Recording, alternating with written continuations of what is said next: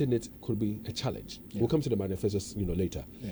But what do you think, can you fathom, what goes on in their minds when they mount, political platforms or stages or podiums and they engage with the people?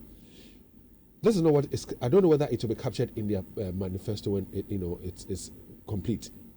But when they mount the the political platforms, and they make these utterances, for example, what you just heard, where you are being told that everybody should have a smartphone, and so for 1 cedi per month you can get a phone on credit, and then you also hear that people are taking their containers to Togo to clear them, and to a large extent it's because the duties in Togo are, let's say, better than that of Ghana. So you are being told that, under the circumstances, when I have the opportunity, I'm going to make it at par or same or even lesser than that of Togo.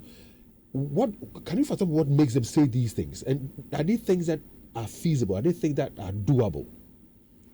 Well, I think that the platform, whether a political platform of any such platform, has its own effect on people who really speak on such platforms. Sometimes people are carried away by the frenzy that they have. But I think that people will generally have to be very careful when they mount any platform, because there is that effect of the crowd. If you are not careful, you'll be carried away to say things that you yourself later you may regret. For example, this idea of 1 cedi to support people to buy phone.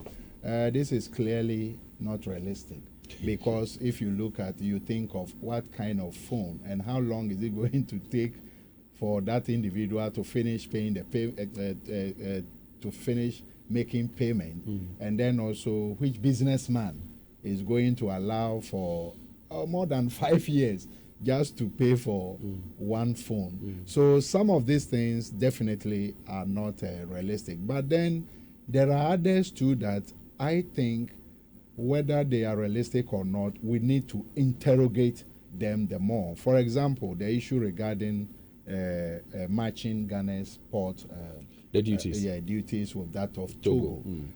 If Togo is a very small country.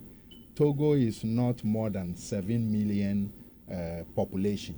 Now, if Togo is able to implement that type of regime, tax regime, I believe that it should be possible for Ghana to do same, except that we need to ask how they are going to do that, and also what time frame. Sometimes they just say it like that, and they take the whole 4 years to either implement it halfway or without dealing with it at all. So the time frames for some of these, I may say, gargantuan promises should be very important. And media men of your sort, you can take up those ones.